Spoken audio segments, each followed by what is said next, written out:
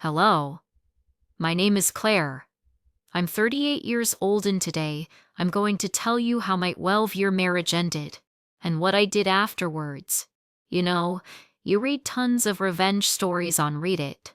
Some seem unbelievable, some are too exaggerated. But I promise you, minus everything I'm about to tell you is real. And maybe that's the scariest part, because this story could happen to any of you. Let's begin. Marcus and I met in 2011. I was working as a creative director at an advertising agency back then. I had a good salary, around $70,000 a year, which was excellent money in Seattle at that time. I loved my job. I was good at it. I had won awards. My future looked bright. Marcus was a young architect, talented, ambitious, charming. He worked at a small firm but dreamed of opening his own studio. We met at a gallery opening, minus one of those pretentious art events where everyone drinks cheap wine and pretends to understand abstract paintings. He approached me. We talked about design, about creativity, about dreams. He told me he wanted to build structures that would change city skylines. I told him I wanted to create campaigns that would change how people think. We were both dreamers. We fell in love. We got married in 2012. Small wedding, close friends and family. Nothing fancy. We were saving money for our future, for Marcus's dream of starting his own firm. Here's where my story really begins. 6 months after the wedding, Marcus came home excited. He had a chance to start his own architecture studio. A former client believed in him and was willing to invest. But there was a catch, minus Marcus needed to focus entirely on the business. Long hours, networking events, client meetings, all of it. It's just for a few years, he said. Once the firm is established, we'll have everything we ever wanted. I supported him. Of course I did. That's what you do when you love someone, right? But then he said something else. Claire, I need you to think about something. These early years are crucial. I'll be working late nights, weekends. If we had kids now, I could be more present. You could handle the home front while I build the business. We'd be a team. A team. I remember that word specifically. I was 26 years old. I thought I had time. I thought we had time. So I said yes. Our daughter Mia was born in 2013. Our son Noah came in 2015. I took maternity leave, then extended it, then decided not to go back. Here's what nobody tells you about leaving your career: it doesn't happen all at once. It's gradual. It's a series of small decisions that feel temporary but become permanent. Just stay home until Mia is 1. Noah needs you too. Daycare is so expensive, it doesn't make financial sense. My career is taking off. We don't need 2 incomes right now. Every decision made sense at the time. Every decision felt like a choice. But looking back, I can see the pattern. I was being slowly erased. Marcus's firm, Sterling Architecture, took off faster than anyone expected. By 2016, he had 12 employees. By 2018, they were working on major commercial projects across the Pacific Northwest. And me? I was home with 2 kids under 5. Don't get me wrong, minus I loved my children. I still do. They're the best thing in my life. But loving your kids and losing yourself are not mutually exclusive. I stopped being Claire, the creative director. I became Marcus's wife. Me and Noah's mom. Here's what a typical day looked like. Wake up at 6. Make breakfast. Dr. Mia to preschool. Take Noah to the park. Come home. Do laundry. Grocery shopping. Pick up Mia. Help with homework. Make dinner. Bath time. Bedtime stories. Collapse on the couch. Marcus would come home around 9 or 10. Sometimes later, he'd eat the dinner I kept warm for him. Tell me about his day, the difficult client, the challenging project, the breakthrough design. I'd listen, smile. He never asked about my day, because what was there to ask? I was home with the kids. Same as yesterday, same as tomorrow. But here's what he didn't know. Here's what nobody knew. I wasn't just being a housewife. I was being his secret partner. It started small. Marcus would come home stressed about a client presentation. I can't figure out the angle, he'd say. They're a tech startup, but they want something that feels organic, human. I'd had a decade of experience selling ideas to difficult clients. What if you focus on connection? I'd suggest. Tech that brings people together. Use warm materials, lots of glass, open spaces. He'd nod. Think about it. Then come back 2 days later excited. The client loved it. The presentation went perfectly. No mention of where the idea came from. Then it became bigger.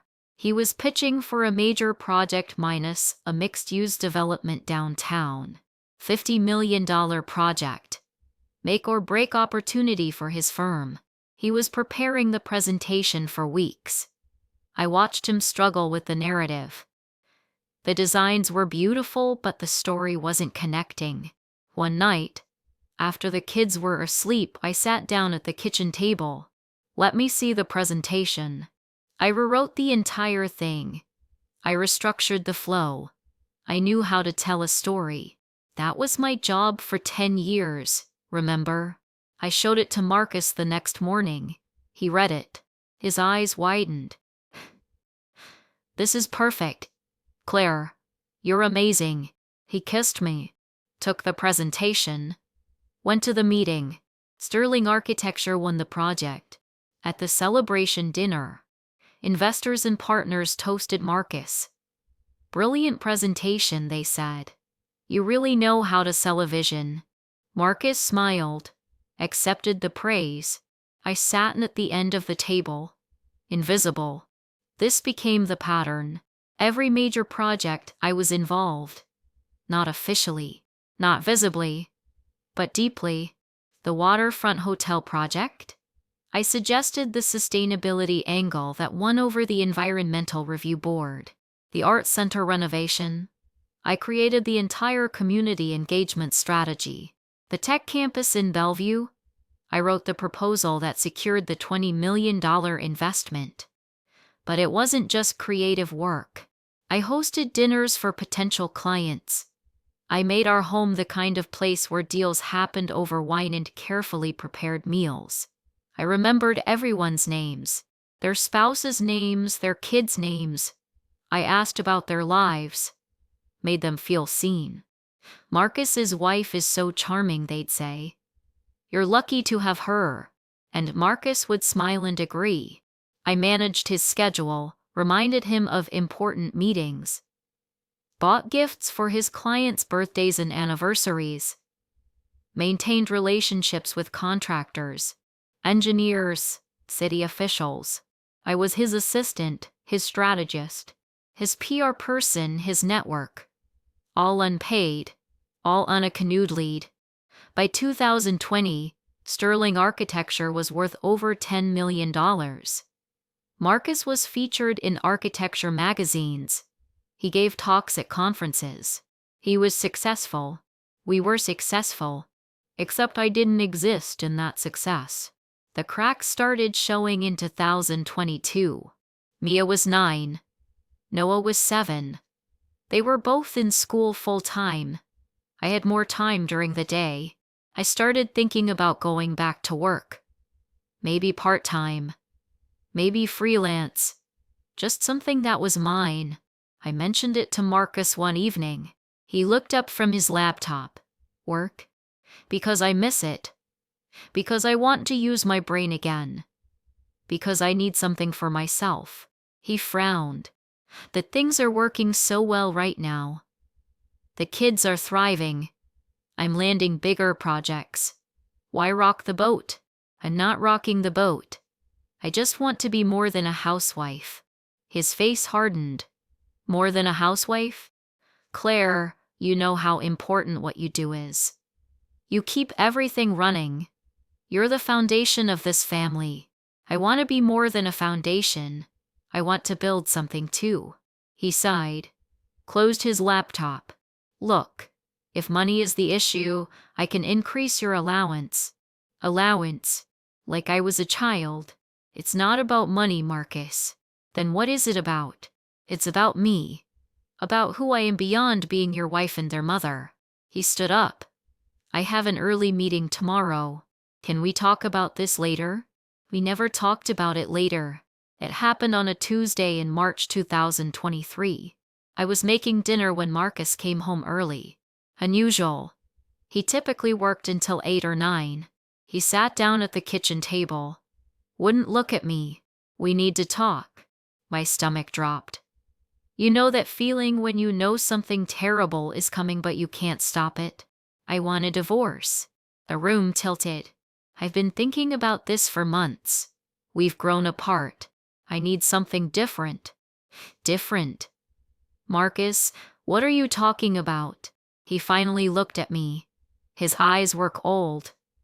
Distant. Like he was looking at a stranger. You've become comfortable. Complacent. I need someone who challenges me. Someone who's ambitious. I felt like I'd been slapped. Ambitious? I gave up my entire career for you. For our family. I never asked you to do that. Yes, you did. You specifically asked me to stay home so you could build your business. He shrugged. That was years ago. Things change.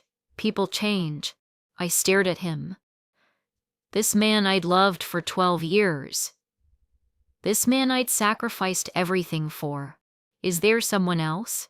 He hesitated. Just for a second. But I saw it. That's not relevant. Answer the question. Fine, yes. Her name is Adrienne. She's an architect at the firm. She understands my world. My ambitions. Of course she did. Because she got to have a career. Because she didn't give up everything to raise his children and support his dreams. I should have cried. Should have screamed. But I felt nothing. Just a cold, empty numbness. Get out. Claire, we need to discuss logistics. The house. The kids. Finances. Get. He left. I stood in the kitchen. The pasta water was boiling over. I turned off the stove, sat down at the table, and I started planning. His lawyer was expensive. Mine was decent but overwhelmed. The first meeting was brutal. Marcus's attorney, a sharp woman named Victoria Chen, laid out their position. My client is willing to offer Mrs. Sullivan a generous settlement. $5,000 a month in spousal support for 5 years, and 50% custody of the children.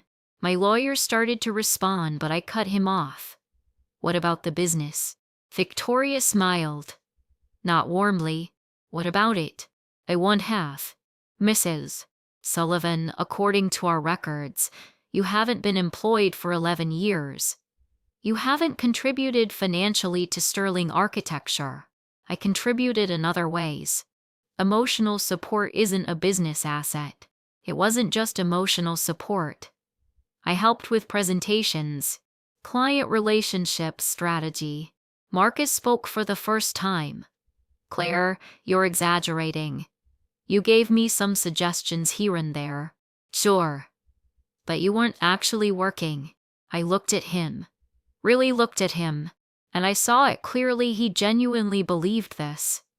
He'd convinced himself that my contributions were minimal. Insignificant. Victoria continued, furthermore, my client has been the sole income earner for over a decade. The business was built with his vision, his talent, his connections. His connections? I cultivated half of those connections. The dinner parties I hosted. The relationships I maintained. Hosting dinner parties isn't grounds for business ownership. The meeting went downhill from there. Over the next few weeks, I learned exactly how little the legal system valued my contributions. Childcare? Not economically measurable.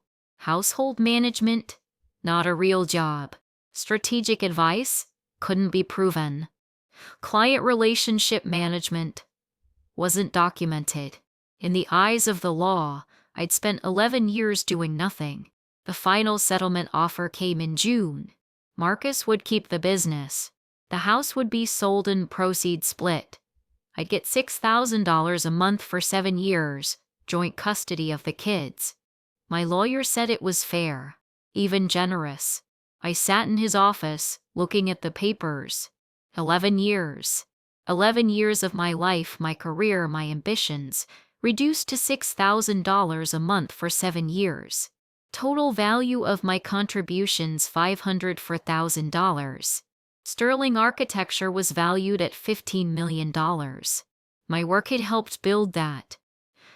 My ideas, my strategy, my connections, my endless unpaid labor, and I was getting nothing. Mrs. Sullivan, my lawyer asked, "Do you want to accept?" I looked up at him. He blinked, surprised. "Really? I thought you might want to counter." "No. I'll accept. Let's schedule the signing." He looked relieved. Poor man thought I'd finally seen sense. But here's what he didn't know. I wasn't giving up. I was playing a different game now. You know what's funny? When you're married to someone for 12 years, you accumulate a lot of information. Emails, text messages, documents, recordings. I started going through everything. My laptop, the shared family computer, the cloud storage we used. I wasn't looking for evidence of infidelity. I didn't care about Adrienne. This wasn't about a woman. This was about value, about proof, about making visible everything they said was invisible. Here's what I found. Every email where Marcus asked for my input on presentations. Hundreds of them. Text messages where clients thanked me for my hospitality and said how much my insights helped them understand Marcus's vision. Documents I'd edited. I'd never deleted the revision history. You could see my changes, my additions, my complete rewrites. Photos from client dinners. Me in every single one, smiling, charming, facilitating. But the most valuable thing? Voice memos. See, I have ADHD. I forget things easily. So for years, I recorded notes to myself. Reminders, ideas, conversations, including conversations with Marcus. Like the one from 2017 where he explicitly said, "Claire, I need you to rewrite this proposal. The investors won't bite otherwise. Your storytelling is the secret weapon." Or the one from 2019, "Thank God you were at that dinner. Thompson was ready to walk away till you convinced him our vision aligned with his values. You saved that deal." Or this one from 2021, "You know what? You should be listed as a consultant on these projects. You do as much strategic work as anyone at the firm." He never followed through on that. Of course. But I had the recording. I had dozens of these. Years of evidence. Marcus in his own voice, acknowledging my contributions. I made copies of everything. Multiple backups, cloud storage, hard drives, sent copies to a trusted friend. Then I started phase 2. I spent 3 weeks doing something I should have done at the beginning: research. I found a different lawyer, one who specialized in business valuation and invisible labor. Her name was Patricia Morgan. She was expensive, really expensive. But she had a reputation for winning cases everyone said were unwinnable. I sat in her office, showed her everything. She went through the emails, the texts, the voice recordings, the document revisions. Then she looked up at me. "Why did you accept the settlement?" "Because I'm going to destroy it." She smiled. I did. She listened, took notes, asked questions. When I finished, she leaned back in her chair. It's risky. You get nothing. And if it works, you'll get what you deserve. Maybe more. Then let's do it. We spent the next month preparing. Patricia connected me with forensic accountants, business analysts, expert witnesses who specialized in quantifying unpaid domestic labor. They analyzed Sterling Architecture's growth, mapped it against my documented contributions, the waterfront hotel project, $50 million contract. My sustainability angle was cited specifically in the approval documents. The Arts Center, $12 million renovation. My community engagement strategy was mentioned in the City Council meeting minutes. The tech campus, $20 million investment. The investors specifically mentioned the vision narrative in their decision letter. The narrative I wrote. We calculated the value of my client relationship management. Hosting costs alone were over $100,000 across 11 years. All paid from joint accounts, which meant half was technically my money, invested in Marcus's business. We valued my strategic consulting using industry standard rates. If Marcus had hired someone to do what I did, it would have cost approximately $200,000 per year. For 11 years, that's $2.2 million in unpaid consulting work. Then there was the opportunity cost. I'd been making $70,000 when I left my career. With normal advancement, I'd be making around $130,000 now. 11 years of lost income, plus lost retirement contributions, plus lost career advancement. Patricia calculated everything. Then she drafted a new proposal, not a settlement, a lawsuit, against Sterling Architecture for unpaid consulting services. We filed on a Monday in September. The papers were served to Marcus at his office, in front of his employees, including Adrienne. He called me within an hour. Claire, what the hell is this?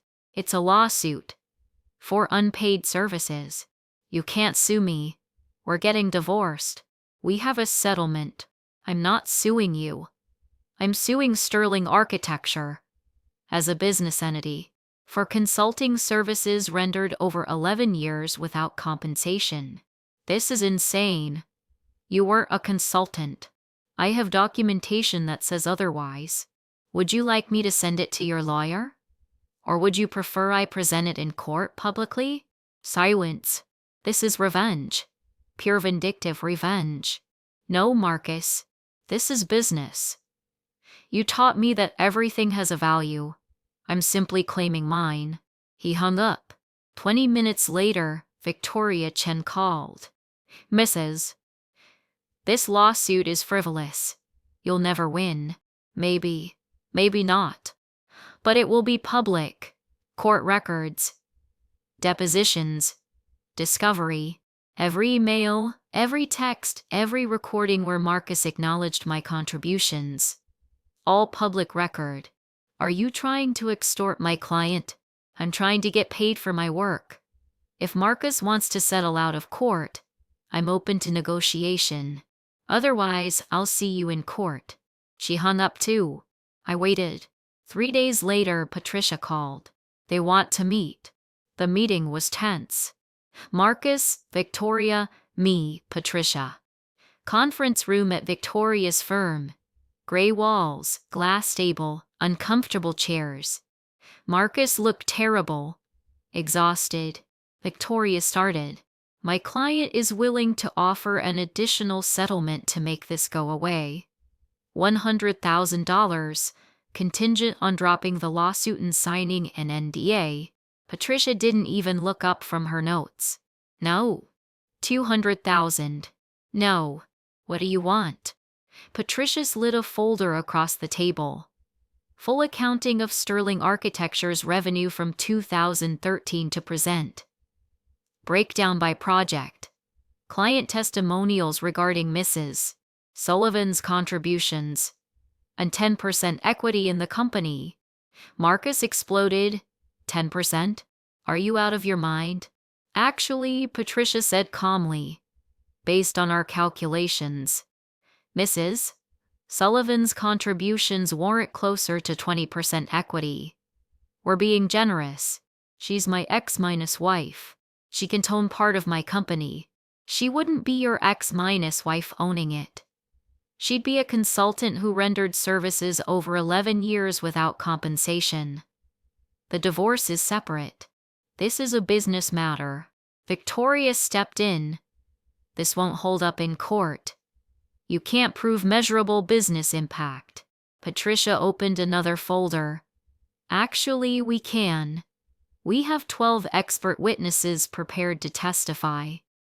Business analysts, forensic accountants, former clients willing to discuss Mrs. Sullivan's specific contributions. We have emails from your own client, Robert Thompson, explicitly stating that Mrs. Sullivan's input at a dinner party convinced him to move forward with a $14 million project. Marcus paled. Thompson was one of their biggest clients. We have voice recordings of Mr. Sterling acknowledging his wife's strategic value. We have document revision histories showing extensive rewrites and improvements. We have testimony from contractors, city officials, and investors about Mrs. Sullivan's relationship building. Victoria flipped through the folder. I watched her face change as she read. She whispered something to Marcus. He shook his head violently. Patricia continued. Furthermore, if this goes to court, it becomes public. Architecture is a relationship business. Your clients will learn that Mr. Sterling has been systematically underracing the contributions of a key strategic partner. Some might wonder what else he's hiding. Some might wonder if they can trust him. That's slander, Victoria said. It's truth. Which is an absolute defense against slander. The room went quiet. Marcus stared at the table. His jaw clenched. Finally, he spoke. What's your absolute bottom line? Patricia looked at me. This was my call. I'd thought about this moment for months. What did I want? Money? Equity? And I realized I wanted recognition. 5% equity, I said. Non-minus voting shares. Plus retroactive consulting fees. $200,000 per year for 11 years, minus the settlement already offered. Patricia did the math quickly. That's approximately $2 million, plus 5% equity. Current value roughly $3.2 million total. Marcus looked sick. Victoria whispered to him again. Longer this time, he argued. She got firmer. Finally, he looked up. I'll agree to the equity. But the retroactive consulting fees need to be structured as a buyout. One lump payment of $1.5 million. Final. I looked at Patricia. She gave a tiny nod. It was a good offer. Deal. But I want one more thing. What? A public acknowledgement. Letter from Sterling Architecture, posted on the company website, acknowledging my contributions as a strategic consultant from 2013 to 2023. Absolutely not. Then we go to court. Victoria grabbed Marcus's arm before he could respond. Another whispered conversation. This one heated. Then Victoria said, we'll agree to an acknowledgement. But it will be worded carefully. No admission of wrongdoing, no implication that you were undervalued. Fine. My lawyer will draft something acceptable to both parties. Marcus stood abruptly. I can't believe you're doing this. I stood too, looked him in the eye. You told me I had no economic value. You told me my work was just emotional support. You erased 11 years of my contributions. This isn't revenge, Marcus. This is accounting. He left without another word. The settlement was finalized in November. I received $1.5 million.